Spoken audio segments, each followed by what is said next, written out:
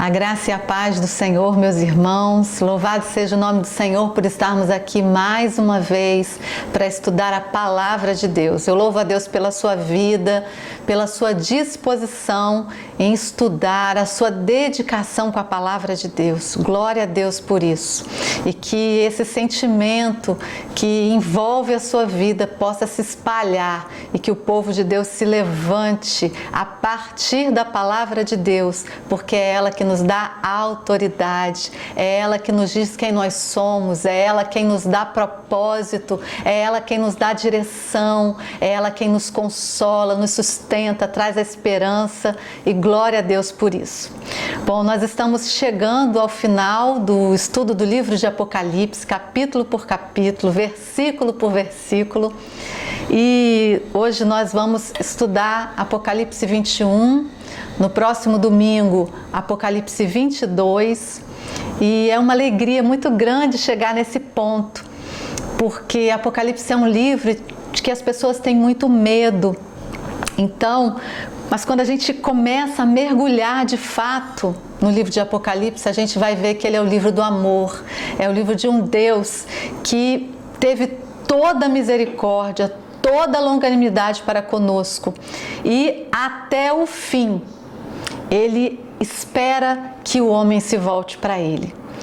E quando não tem mais jeito, aí chega o fim e aquelas pessoas que de fato não quiseram saber de Deus, elas vão ficar longe dele pela eternidade. E não há dor maior do que estar distante do Deus Todo-Poderoso, do nosso Criador, aquele que nos criou como filhos amados. E eu queria que você fechasse seus olhos nesse momento. Vamos orar. Pai, nós te louvamos, te bendizemos mais uma vez por esse dia. Declaramos que só o Senhor é o Deus Todo-Poderoso, o Deus que nos chama.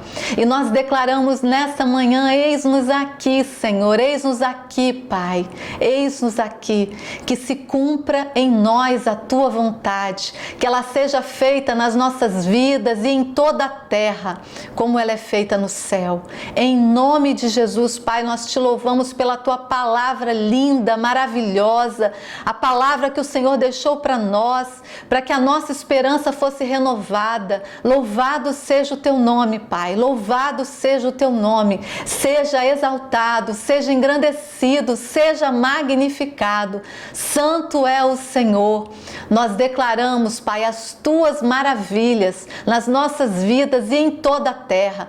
Todo lugar onde pisa a planta dos nossos pés é território santo, consagrado ao Senhor. Aleluia! E assim a Tua palavra nos diz, Pai, e nós te louvamos. Glórias sejam dadas a Ti. Conduz-nos, Senhor, pelo Teu Santo Espírito neste momento, Pai, no estudo da Tua palavra. Que o Senhor nos fale neste momento pelo Teu Espírito. Em nome de Jesus nós clamamos, Pai. De nós mesmos nós não temos nada, Senhor, nada, mas o precioso, aquilo que realmente tem validade, é aquilo que o Senhor nos dá, o que o Senhor coloca dentro de nós, a sua vida, e que essa vida se manifeste agora nas nossas vidas, em nome de Jesus. Aleluia! Seja exaltado o Seu nome. E agora nós proibimos toda interrupção, todo pensamento que não provém do Senhor sobre nós, nós proibimos em nome de Jesus e declaramos que a nossa mente é do Senhor. Nós temos a mente de Cristo Jesus e nós rejeitamos tudo que não provém do Senhor nas nossas vidas, em nome de Jesus. Amém. Amém. Glória a Deus, meu querido. Glória a Deus. Então hoje vamos estudar Apocalipse 21 e finalmente a eternidade. Chegamos à eternidade. E o que é a eternidade? Querido, não tem como saber. Não tem como saber, porque nós somos seres que vivemos em um mundo finito. Então, como que nós vamos entender a infinitude se nós somos finitos, que se toda a realidade que nos cerca é finita? Você pode comprar o objeto mais caro desse mundo, ele vai acabar, ele vai estragar. Você pode fazer o melhor curso que você quiser para pegar os melhores conhecimentos. Eles vão passar, você vai esquecer. Então, não tem jeito. Tudo aqui nesse mundo que existe é finito, exceto aquilo que Deus criou de mais precioso, que somos nós. Também as coisas grandes como a terra, o mar, mas mesmo na terra nós vemos, por exemplo, os minerais se esgotando, acabando, os minerais, a vegetação, né? Claro que o homem dando toda a sua contribuição para que isso aconteça, mas o Senhor, Ele nos criou eternos e tudo que nós fazemos aqui é para a eternidade.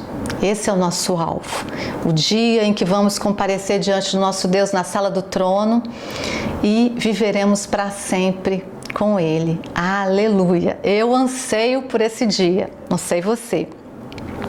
Apocalipse 21 é mais uma explicação angelical, ou seja, está de certa forma numa cronologia, né, no final, mas o anjo chama novamente João para mostrar-lhe a cidade santa. Então Apocalipse 21 e 22 vão falar da eternidade, mas aqui eu gostaria que você abrisse, para a gente começar estudando a Bíblia, em 1 Coríntios, capítulo 15, versículo 28. Eu gostaria que você abrisse aí para a gente ler. Diz assim: quando, porém, todas as coisas lhe estiverem sujeitas, então o próprio Filho também se sujeitará àquele que todas as coisas lhe sujeitou. Então, depois do milênio, a palavra de Deus está nos dizendo, depois que Jesus arrumar a casa, reinar de fato aqui, para ajeitar as coisas durante 1000 anos, Ele finalmente vai sujeitar a Deus todas as coisas que Deus lhe tinha sujeitado. E aí, olha o final do versículo, diz assim: para que a finalidade de tudo isso, Deus seja tudo em todos. Querido, o que é isso? Deus ser tudo em todos. Eu não consigo alcançar isso, eu não sei você, né? Mas minha mente é um pouquinho limitada e eu não consigo chegar a isso. Então, vai haver um tempo em que há algo sobrenatural, completamente eterno, que a gente não consegue imaginar. Glória a Deus por isso. Nós não sabemos como vai ser, mas eu tenho certeza de que vai ser muito bom, muito bom. Glória a Deus por isso. Então, vamos agora para Apocalipse capítulo 21, verso 1. Diz assim, vamos estudar versículo a versículo parando, tá? Então, vi novos céus e nova terra, pois o primeiro céu e a primeira terra tinham passado, e o mar já não existia. Vamos voltar aí nesse versículo. Diz assim, né? Então vi novos. O que é esse novo de Deus? Se a gente for na origem, no grego, a palavra é kainos, K-A-I-N-O-S, kainos, não importa. E significa o seguinte: de um novo tipo, sem precedentes, ou seja, que não existe, não se sabe como vai ser. Novo em qualidade, incomum, inédito. Então esse novo céu e essa nova terra serão de um tipo completamente novo, sem precedentes, inéditos. É algo que a gente não consegue imaginar. E às vezes, quando eu olho para a natureza, naqueles lugares em que o homem ainda não colocou as suas mãos, as matas que a gente tem, a gente fica olhando e vendo, nossa, que coisa linda, que detalhes na coloração, os formatos, que coisas lindas. Você imagina uma coisa ainda totalmente inédita, quer dizer, uma coisa que foge de tudo aquilo que a gente conhece. É assim que vai ser a eternidade. Novos céus e nova terra. Esses céus que a Bíblia vai falar aqui, no original, em grego, é ouranos. Ouranos é o céu visível, ele é mais usado para essa questão do céu visível, o céu como a gente vê. Então, também vai ser novo. E essa nova terra vai dizer aqui que vai passar, né? Um novo céu, nova terra. E aí eu queria pensar aqui com você, uma dúvida que pode surgir. Mas existem versículos do tipo, vou ler para vocês, Eclesiastes 1:4, diz assim: geração vai e geração vem, mas a terra permanece para sempre. Depois, Salmo 119, verso 90. A tua fidelidade estende-se de geração em geração. Fundaste a terra e ela permanece. Salmo 37, 29 diz assim: os justos herdarão a terra e nela habitarão para sempre. Mateus 5,5, palavras do próprio Jesus: bem-aventurados os mansos, porque herdarão a terra. Então, talvez você pense, mas se eu tenho versículos como este, como que a terra vai passar? Como que vem um novo céu e uma nova terra? Ele vem a partir do que já existe. Não é uma terra completamente nova, no sentido de que ele vai fazer toda a massa terrestre novamente e vai destruir tudo que tem aqui. Não. Ele vai criar uma terra e um céu novos, mas essa terra vai permanecer. Você consegue entender isso? Permanece a base, aquilo que é mais, vamos dizer assim, mais forte, aquilo que tem que permanecer, o modelo, o molde, vamos dizer assim.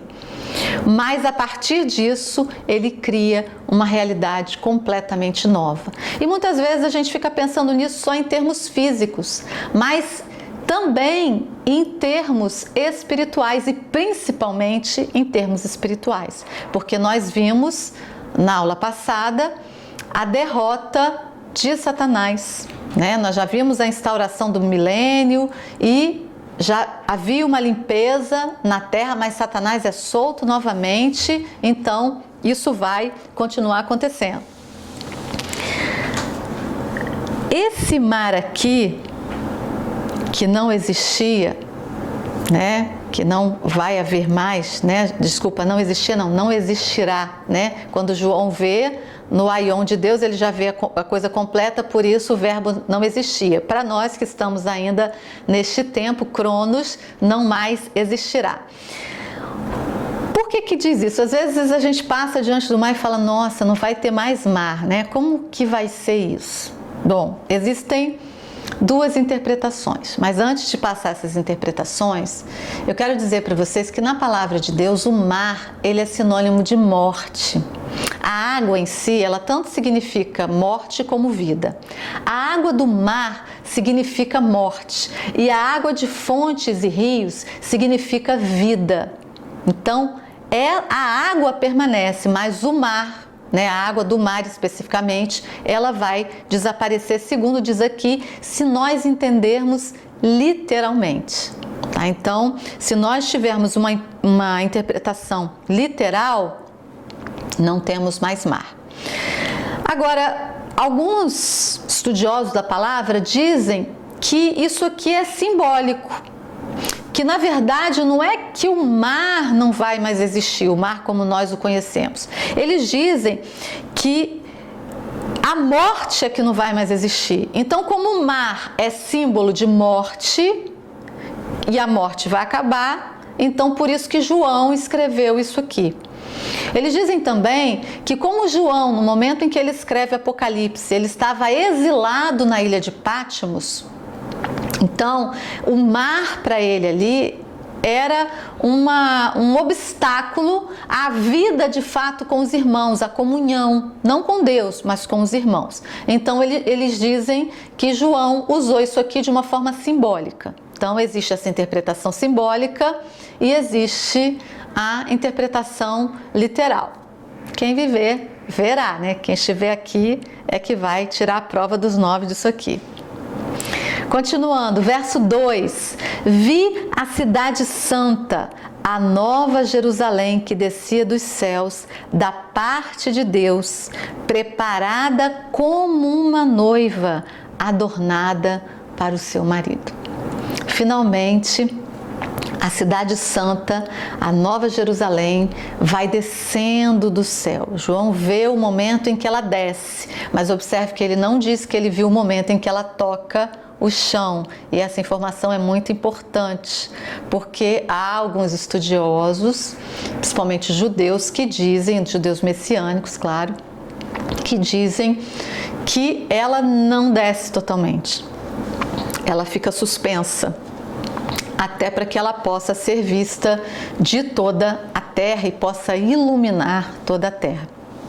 Então, a cidade santa, a nova Jerusalém, não é a Jerusalém de agora, é uma nova Jerusalém.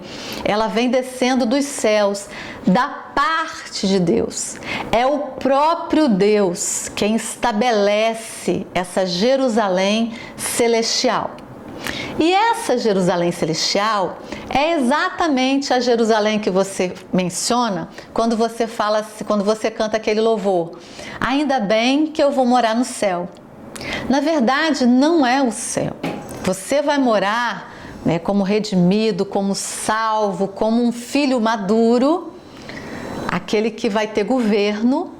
Você vai morar, vai ter acesso a Nova Jerusalém. Então, Nova Jerusalém é sinônimo deste céu que a gente fala aqui, um lugar maravilhoso, né? E as pessoas falam mesmo, né? Vai ter ruas de ouro, muralhas de pedras. A gente vai ler aqui, não é no céu, querido. Ela desce do céu. A palavra aqui é clara. João a vê descendo do céu. Então ela vem para cá. E preste atenção nisso.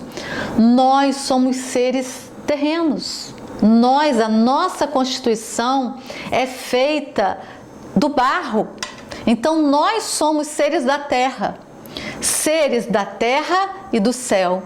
Porque nós temos a constituição corporal da terra, mas nós temos o sopro de vida do próprio Deus. Então, nós somos seres desses dois mundos. Então, nós não vamos sair daqui para ir morar no céu, não. Nós vamos habitar a Nova Jerusalém. E essa Nova Jerusalém, ela se opõe à Babilônia.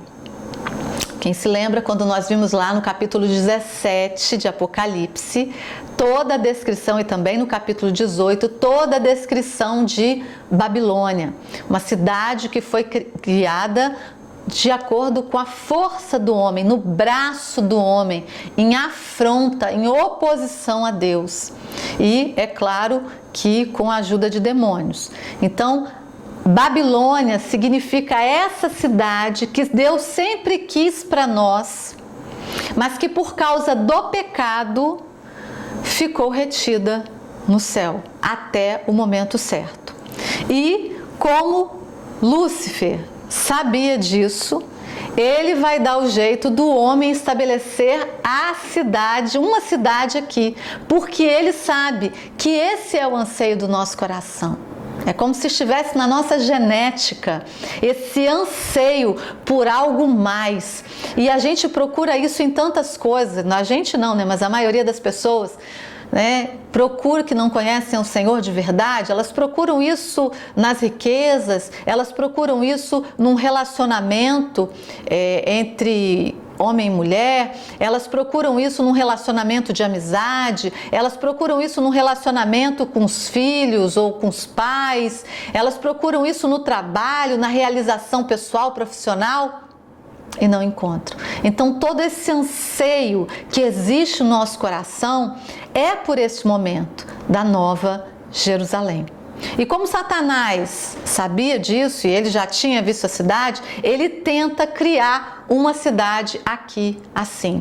E nós vimos que Babilônia vem através dos tempos. Então, a cidade santa, a Nova Jerusalém, ela se opõe, ela é o contrário de Babilônia. Então, Guarde isso aí. Verso 3. Ouvi uma forte voz que vinha do trono e dizia: agora o tabernáculo de Deus está com os homens. Então, olha o significado dessa nova Jerusalém. O tabernáculo de Deus com os homens, com os quais Ele viverá. Olha que coisa tremenda! Deus vai viver conosco. E isso ainda é reforçado. Eles serão os seus povos. O próprio Deus estará com eles.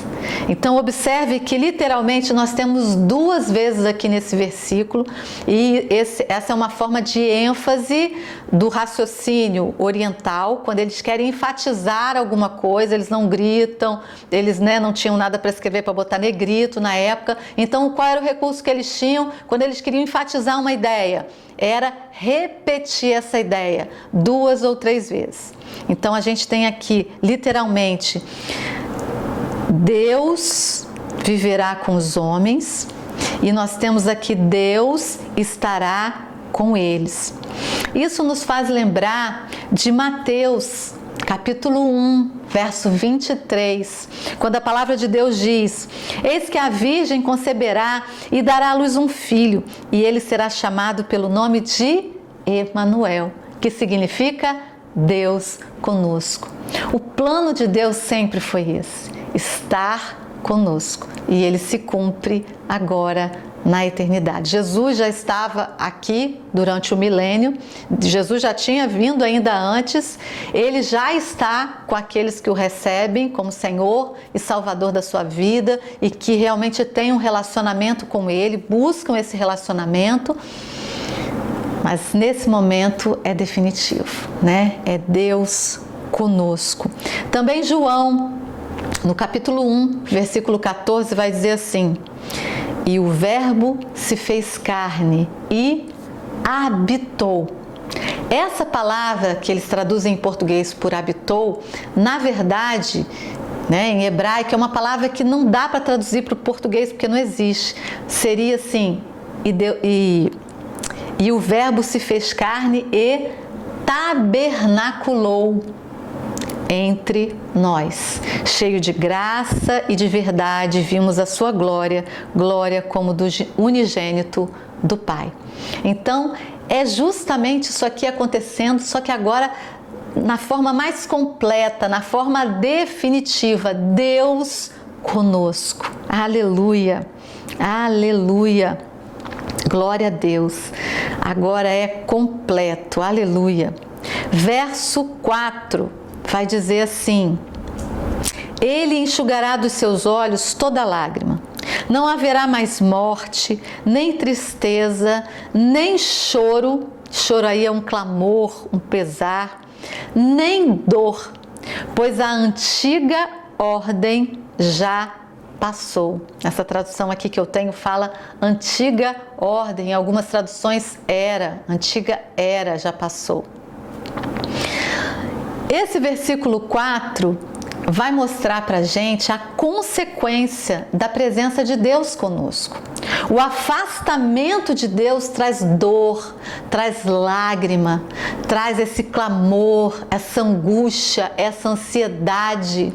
Mas a presença de fato de Deus conosco vai nos trazer uma vida de alegria. Então essa é a vida proposta para nós na eternidade. É o verso 4 que vai atestar isso. Uma vida de alegria. Aleluia, glória a Deus. E observe que nessa versão aqui, quando fala pois a antiga ordem já passou, eu quero chamar a sua atenção aqui. Eu não sei quantos têm aí olhado no YouTube, se não olhou, vale a pena olhar. Vários vídeos que falam sobre a nova ordem mundial. De vez em quando a gente tem recebido posts e a gente vê de novo o simulacro de Satanás, porque a verdadeira nova ordem mundial será estabelecida pelo nosso Deus. Ele está tentando a todo custo estabelecer uma nova ordem mundial no mundo, e essa nova ordem mundial implica violência, implica pestes, implica mortes, separação, dor, tristeza, angústia. Essa é a nova ordem mundial que Satanás planeja. Mas a verdadeira nova ordem mundial virá do nosso Deus. Aleluia! Aleluia! Ele já tinha previsto isso tudo. Glória a Deus por isso. E se fala que essa nova ordem mundial aí começou a ser arquitetada aí pela Idade Moderna, finalzinho da Idade Média, talvez, lá na Alemanha, né, numa cidadezinha lá na Alemanha, que eles começaram a se mover nessa direção. Em outras cidades da Europa também, né, famílias se movendo nessa direção, arquitetando planos, mas desde a eternidade, essa nova ordem já estava no coração de Deus, já era planejamento de Deus. Essa é a primeira e a verdadeira, e é por essa que nós ansiamos, a nova ordem mundial do nosso Deus. Aleluia, aleluia, que nos propõe uma vida de alegria. Vou enfatizar bem isso. Verso 5, aquele que estava sentado no trono, ou seja, Jesus, disse: estou fazendo novas todas as coisas. Olha aí novamente a palavra novas. E acrescentou: escreva isto, pois estas palavras são verdadeiras e dignas de confiança.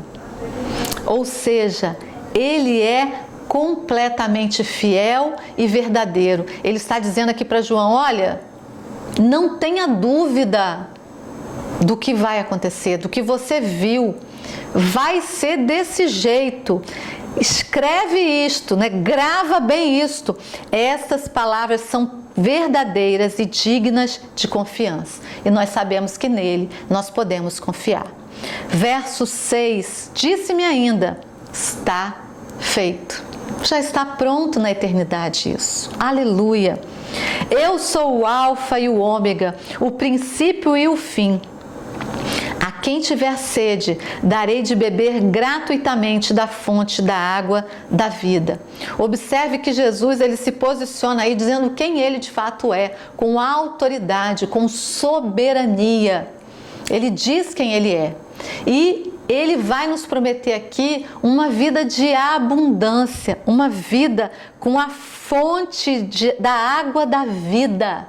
A própria fonte da água da vida estará disponível para todos aqueles que estiverem com ele, que quiserem realmente estar com ele, em uma vida de abundância. Verso 7, aí ele vai falar um detalhe. O vencedor, ou seja, quem é o vencedor? É aquele que chega até o fim, que não retrocede, porque a palavra de Deus diz que ele não se agrada daqueles que retrocedem. Então, o vencedor é aquele que vai até o fim, é aquele que passa por cima dos obstáculos como um trator, que não retrocede mesmo diante da morte. Essa pessoa tem fé, ela avança. Então, este é o vencedor. E esse vencedor é que herdará tudo isso. Então, quem vai viver essas realidades é o que vencer, o que for fiel na sua palavra. Quando ele disse, ele declarou que Jesus é o Filho de Deus e que ele o recebe, ele o aceita como Senhor e Salvador da sua vida, ele se submete ao senhorio de Cristo. É esse que vai herdar esse novo céu e essa nova terra. E ele vai dizer: e eu serei o seu Deus, e ele será o meu filho. E o original dessa palavra filho, nós sabemos que em grego há várias palavras para filho. Eles faziam separação. Para a gente, filho é filho. Tem a ele meses, tem a ele anos, poucos anos, muitos anos é filho. A gente usa a palavra filho. Mas em grego havia várias palavras para essa relação de pai e filho. Mas tem uma palavra que é o nosso alvo, que é a palavra huios, ou seja, filho maduro. Então, é esta palavra que é usada aqui em Apocalipse 21:7.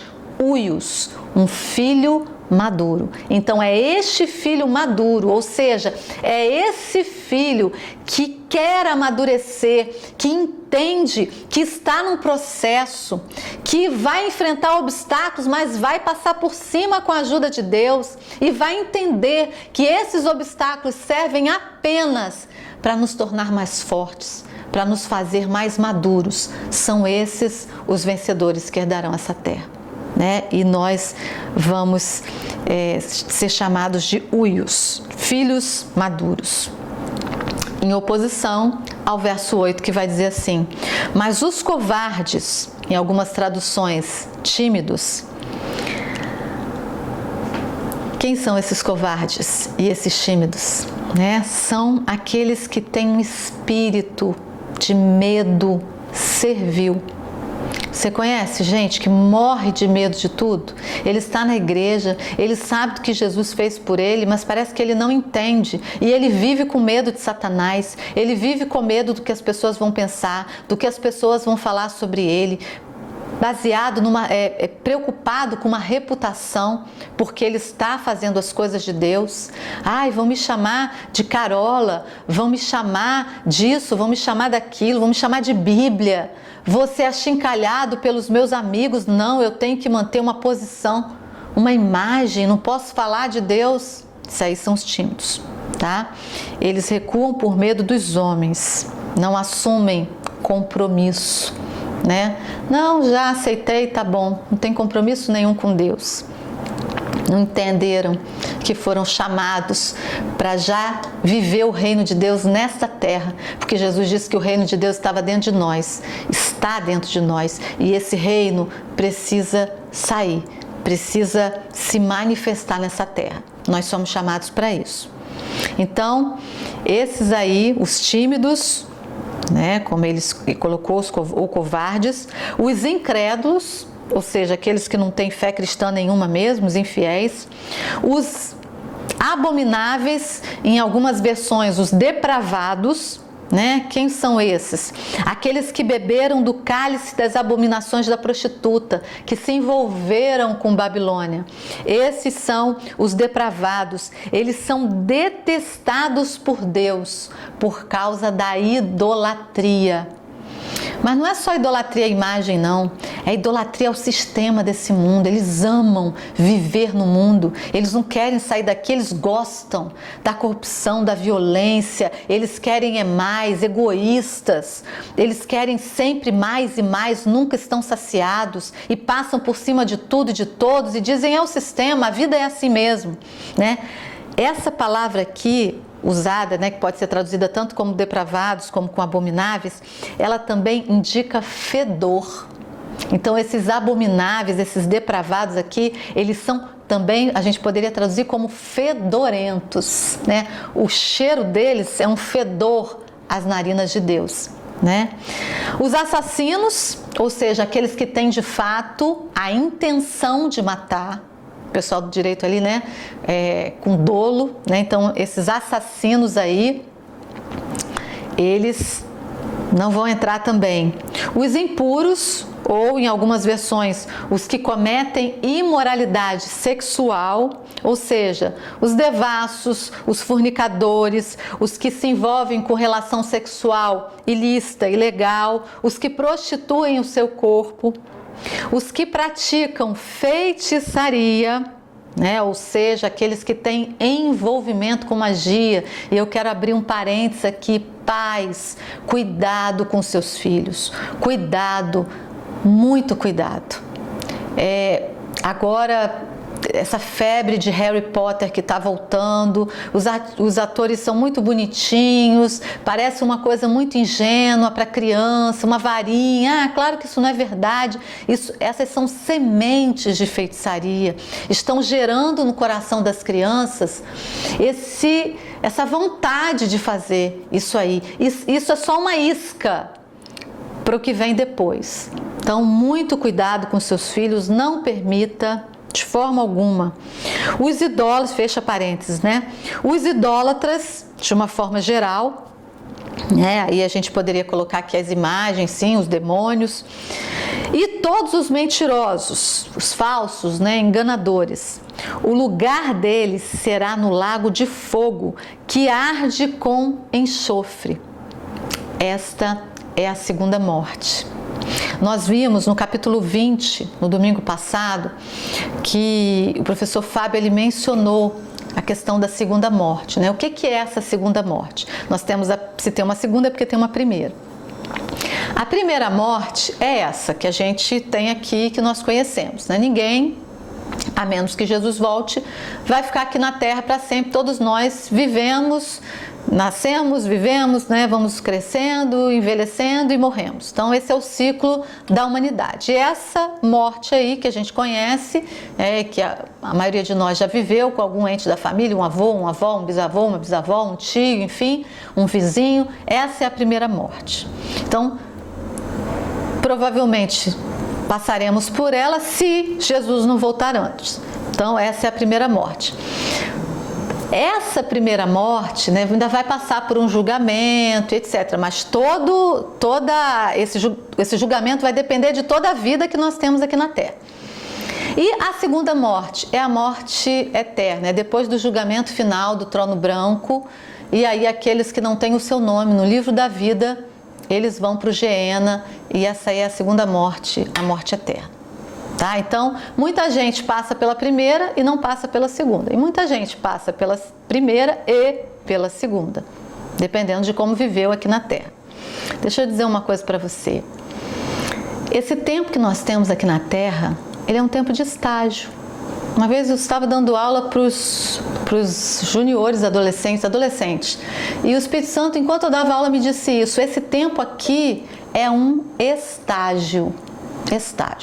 Como é que você está se comportando nesse estágio? Que tipo de estagiário você é?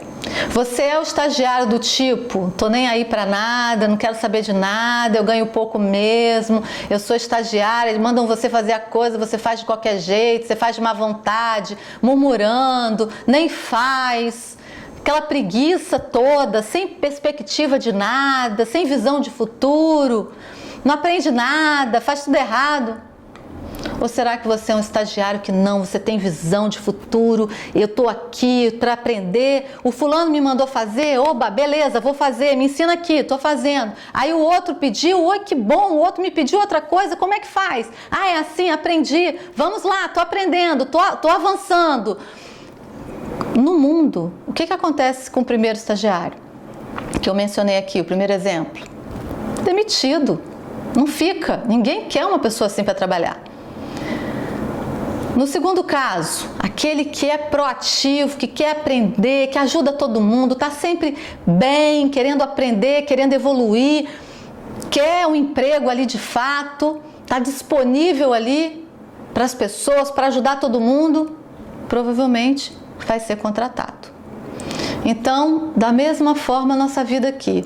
Aquele que não quer saber de nada, não quer saber de Deus, principalmente, não quer saber de um relacionamento com Ele, não quer saber de servir, é aquele, como a gente falou agora, que não tem compromisso com nada, não quer compromisso, não vai poder reinar na eternidade, nem no milênio, não tem como.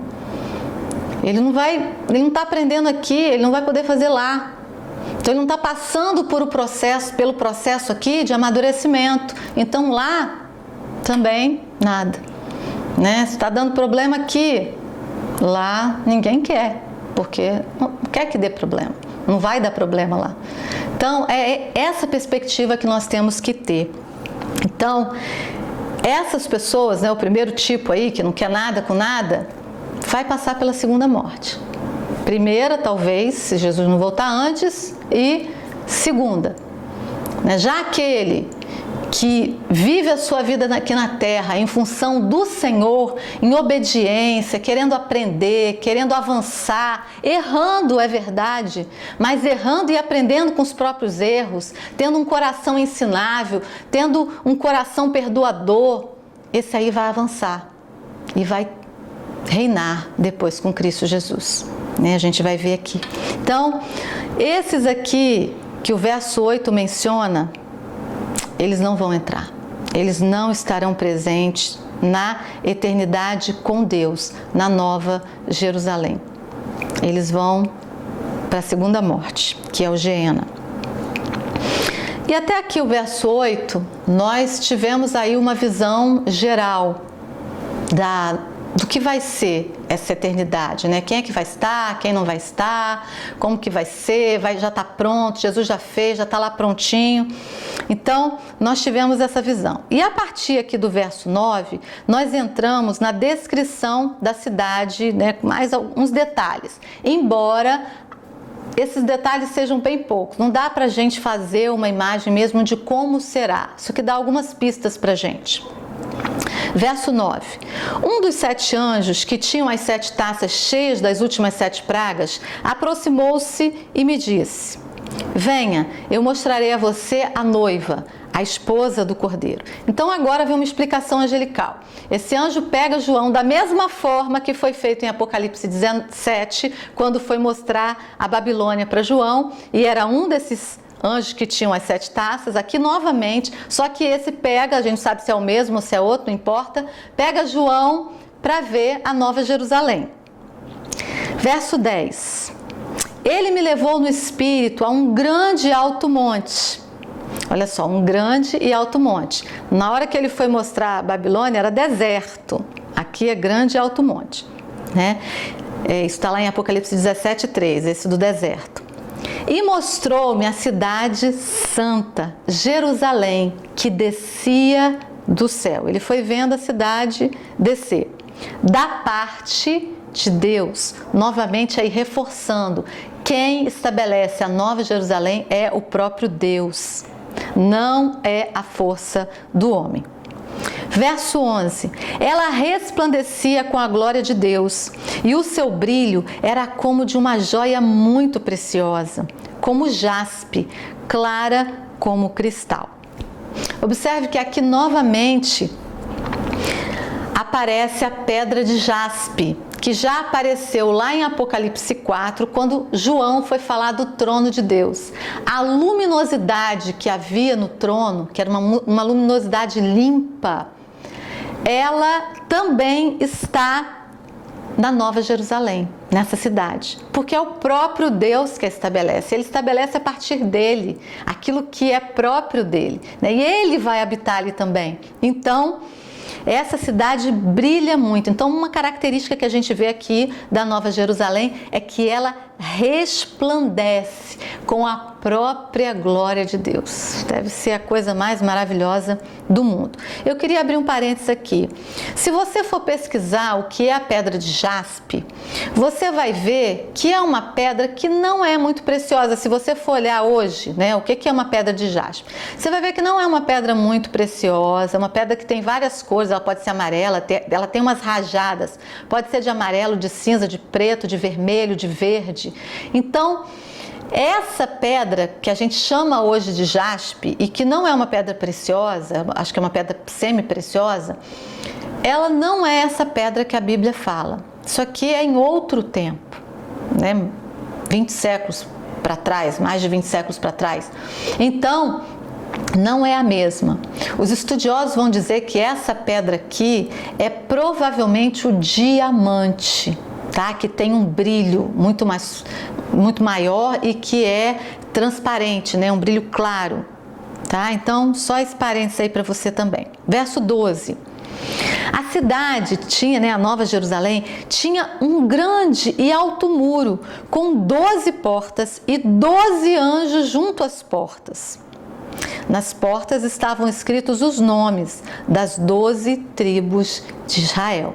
Então, nessa cidade, a gente vai ver mais uma característica dela, aliás, duas. Nós vamos ver que ela tem um muro muito grande, muito alto, e que neste muro há 12 portas. Ele vai dizer aqui que nessas portas também tem anjos, né? E tem o nome de cada tribo, em cada porta o nome de uma tribo de Israel. Esses nomes daqui das 12 tribos, eles falam dessa aliança que Deus estabeleceu com o povo de Israel no Antigo Testamento. Então, aqueles que aguardaram o Messias de fato, que reconheceram o Messias, que tiveram envolvimento com Deus e receberam isso de Deus, eles estarão ali. Então, Deus vai firmar, vai destacar esse pacto que ele tem com Israel. E aí você pode pensar, né, mas se é na eternidade, Satanás já foi preso, já está lá no Geena definitivamente. Para que essa cidade vai ter muro grande, alto? Para quê? Isso aqui é um símbolo para dizer para a gente da segurança que vai existir ali, da proteção de Deus para conosco. Então essa é mais uma característica dessa cidade. Esse muro aí, ele vai representar essa segurança, essa proteção de Deus para conosco que vai existir ali na eternidade. Verso 13. Havia 3 portas ao oriente, 3 ao norte, 3 ao sul e 3 ao ocidente. Então, essas portas estão ali, 3 de cada lado da cidade, mostrando essa simetria, essa perfeição e mostrando que ela está aberta para todos, sempre. Judeus e gentios, a gente vai falar agora dos gentios, verso 14. O muro da cidade tinha 12 fundamentos. Então, observe, o muro da cidade ele tinha 12 portas, em cada uma o nome de cada tribo de Israel. E agora o verso 14 vai dizer que ele tinha 12 fundamentos. E nesses fundamentos estavam os nomes dos 12 apóstolos do Cordeiro. Agora, esse texto vai mostrar para a gente a questão da nova aliança, firmada a partir do novo, né, que a gente tem escrito aqui no Novo Testamento. Por quê? Porque fala de 12 fundamentos, que são os apóstolos. Né? O nome dos 12 apóstolos, em cada fundamento tem o nome de cada apóstolo. Então, isso aí vai falar que essa cidade ela é firmada nas doutrinas dos apóstolos e dos profetas, que são os fundamentos. Verso 15. O anjo que falava comigo tinha como medida uma vara feita de ouro, para medir a cidade, suas portas e seus muros. A vara feita de ouro, o ouro sempre vai falar de Deus, é uma medida de Deus, isso aqui. 16. A cidade era quadrangular, de comprimento e largura iguais. Ele mediu a cidade com a vara, a medida de Deus. Tinha 2.200 quilômetros de comprimento. A largura e a altura eram iguais ao comprimento. Então você tem largura, você tem altura e comprimento, todos iguais. Então a cidade ela tem a forma de um cubo. O que Deus está querendo falar aqui para a gente? Desde a antiguidade, o cubo ele é um símbolo de estabilidade. E é interessante que nas escavações, quando eles acham um trono, normalmente nesse trono tem a imagem de um cubo, porque justamente os reis ansiavam por uma estabilidade nos seus reinos. Esse cubo ele também é símbolo de sabedoria, de verdade, de perfeição moral. Ele é a imagem da própria eternidade. Então, esse é o significado aí de cubo. Verso 17. Ele mediu o muro e deu 65 metros de espessura, segundo a medida humana que o anjo estava usando. Essa medida aqui do verso 16, 2.200 quilômetros, de comprimento, largura e altura, é mais ou menos como de São Paulo a Sergipe, aqui no Brasil. É uma extensão bem grande, 2.200 quilômetros, mas não é suficiente para colocar todo mundo, desde lá de trás, 6.000 anos aí de raça humana. Eu acredito que não caiba todo mundo ali, mas que isso seja realmente uma figura de alguma coisa muito vasta. Talvez para nós hoje, por causa de satélite, que a gente consegue ver mais ou menos a coisa, a gente não acha tão longe, por causa dos veículos que nós temos. Mas imagine no tempo de João, que só se andava a pé ou de barco. Era uma extensão bem grande para ele. Verso 18. O muro era feito de jaspe, novamente aí o jaspe, e a cidade era de ouro puro, semelhante ao vidro puro. Deve ser uma coisa maravilhosa, ver o ouro puro, que ele vai dizer que é semelhante a um vidro puro, Deve ser algo fenomenal. Verso 19. Os fundamentos dos muros da cidade eram ornamentados com toda sorte de pedras preciosas.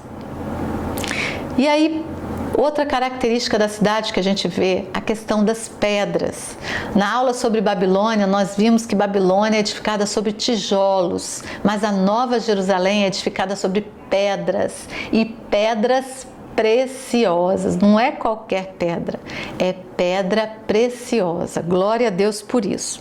E aí eles vão dizer, olha, o primeiro fundamento era ornamentado com jaspe, que provavelmente é o diamante.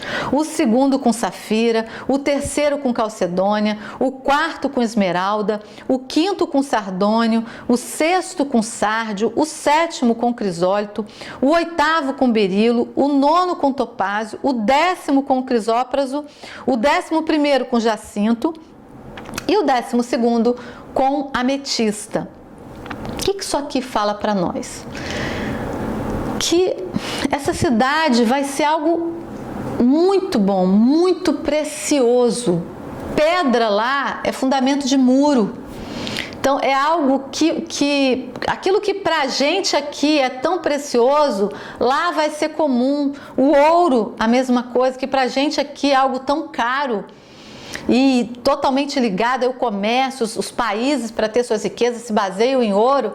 Lá é cascalho pra gente. Então o que Deus está querendo dizer com isso pra gente, Que figura é essa? Que imagem é essa?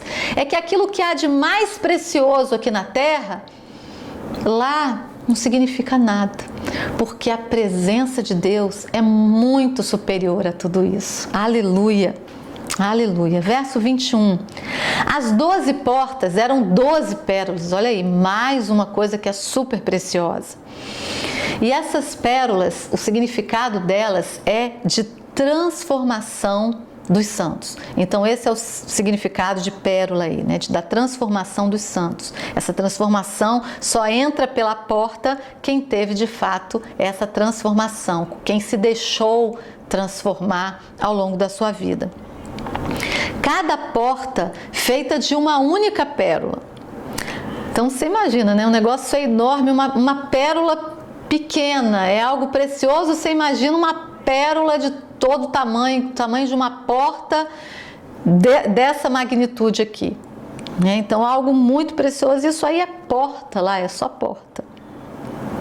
Cada porta feita de uma única pérola. A rua principal da cidade era de ouro puro, como vidro transparente. Então a gente tem muralha, tem rua, tudo de ouro puro, como um vidro transparente, tanto que brilha, deve ser uma coisa maravilhosa. 22. Não vi templo algum na cidade, pois o Senhor Deus Todo-Poderoso e o Cordeiro são o seu templo. Aqui eu queria fazer uma parada breve para dizer o seguinte, alguns estudiosos da Bíblia defendem que Apocalipse 21 não é a eternidade. Eles defendem que aqui ainda é uma descrição do milênio. Não é esta a nossa visão, tá? Eu queria deixar claro isso aqui. Porque esse versículo, ele é uma prova disso, porque ele vai dizer que não tem templo, que o próprio Deus está aqui conosco. É bem verdade que Jesus vai estar no milênio, mas lá vai ter templo. A Jerusalém que a gente conhece vai ser o centro de tudo. Vai ser um outro tipo de governo, um governo milenar. Mas esse versículo aqui vai dizer que não tem templo algum, então não pode ser esse tempo do milênio. Nós vamos estudar isso com mais profundidade, pegando esses outros textos, no próximo semestre, quando nós formos tratar de escatologia. Eu só queria chamar a sua atenção para esse detalhe. Não tem templo. Não preciso ir aqui ou ali para adorar a Deus, porque Ele vai estar, Ele vai ser tudo em todos, como diz a palavra, Ele vai estar em todo lugar e ser tudo em todos, e vai ser algo realmente maravilhoso que a gente não consegue nem imaginar. A gente só tem que confiar. Verso 23. A cidade não precisa de sol, nem de lua para brilharem sobre ela, pois a glória de Deus a ilumina, e o Cordeiro é a sua candeia. Então, Não precisa mais de sol e de lua. A presença de Deus já ilumina tudo. A presença do Cordeiro já ilumina tudo. Verso 24: as nações andarão em sua luz, e os reis da terra lhe trarão a sua glória. Essa palavra glória, no grego, ela pode ser traduzida também para o português como excelência. Então, observem que na eternidade haverá nações e haverá reis. Então, preste atenção nisso. E quem são esses reis? Aqueles que são formados da espécie da terra. Aqueles que realmente vão herdar todas essas coisas, aqueles que vão passar no período de estágio, no período probatório do estágio, são esses que vão reinar. Aqui é o tempo de definir a eternidade. Não se prenda às coisas deste mundo, não valorize aquilo que é deste mundo, valorize aquilo que é eterno. Glória a Deus por isso. Verso 25. Suas portas jamais se fecharão de dia, pois ali não haverá noite, não tem treva nenhuma ali, é sempre dia, sempre essa luz maravilhosa de Deus. Verso 26, a glória e a honra das nações lhe serão trazidas. Então a excelência das nações será trazida para a Nova Jerusalém. E, por último, verso 27, nela jamais entrará algo impuro, nem ninguém que pratique o que é vergonhoso ou enganoso, mas unicamente aqueles cujos nomes estão escritos no livro da vida do Cordeiro, ou seja, aqueles que viveram de fato uma vida de santidade. E eu quero destacar aqui, santidade não é perfeição, santidade é separação. Então, aqueles que vivem de fato com Cristo, que não se deixam levar pelos valores de Babilônia, os valores deste mundo, esses é que estarão ali na Nova Jerusalém. Esses habitarão aqui. E mais uma vez a palavra vai reforçar: aquele que pratica o que é vergonhoso ou enganoso não estará ali. Definitivamente não estará ali. Isso é um alerta para mim e para você. E nesse tempo, a partir dessa palavra que nós lemos, eu gostaria que você passasse um tempo meditando, retomasse esse texto, meditasse nisso e decidisse se é isso que você quer para a sua vida.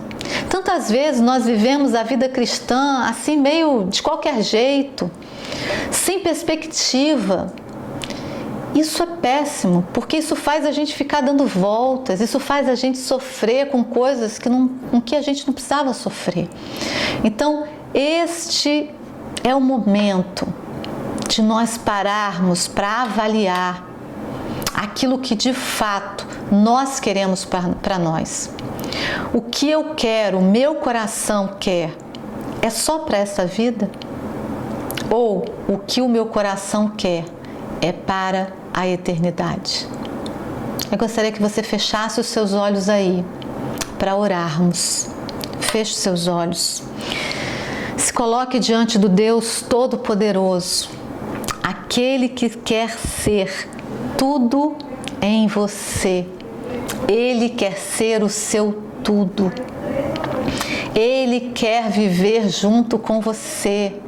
O que ele pôde fazer, para isso ele fez, ao ponto de enviar o seu filho para morrer a morte mais terrível, para que eu e você pudéssemos ter acesso novamente a Ele, pudéssemos passar por esse processo de amadurecimento para estarmos lá na eternidade. Pai, eis-nos aqui, após lermos a Tua Palavra. Nós queremos dizer para o Senhor neste dia que nós tememos e trememos diante do Senhor. Nós queremos dizer que hoje é um dia de decisão para nós. E nós queremos declarar em alto e bom som que nós não queremos uma vida medíocre, uma vida que só olha para essa terra, que olha para baixo. Não, Senhor, nós queremos uma vida voltada para o Senhor, uma vida de obediência, uma vida de maturidade, uma vida em que nós teremos os nossos olhos postos nos céus, na eternidade, em nome de Jesus. E neste dia nós clamamos: Pai, vem nos ajudar pelo poder do Teu Santo Espírito. Revela para nós, Senhor, tudo que está oculto no nosso coração, coisas que temos escondido até de nós mesmos, coisas que temos maquiado nas nossas vidas. Pai, nos perdoe e nos ajude a enxergar. Abre os nossos olhos, Senhor. Abre os nossos olhos. Livra-nos de ficarmos olhando para a vida do nosso irmão e julgando, mas que possamos julgar a nossa própria vida. Nós clamamos o trono do julgamento aqui na terra, Senhor. Nós clamamos que o Senhor, pelo Teu Santo Espírito, venha revelar para nós toda a sujeira que existe no nosso coração, na nossa mente.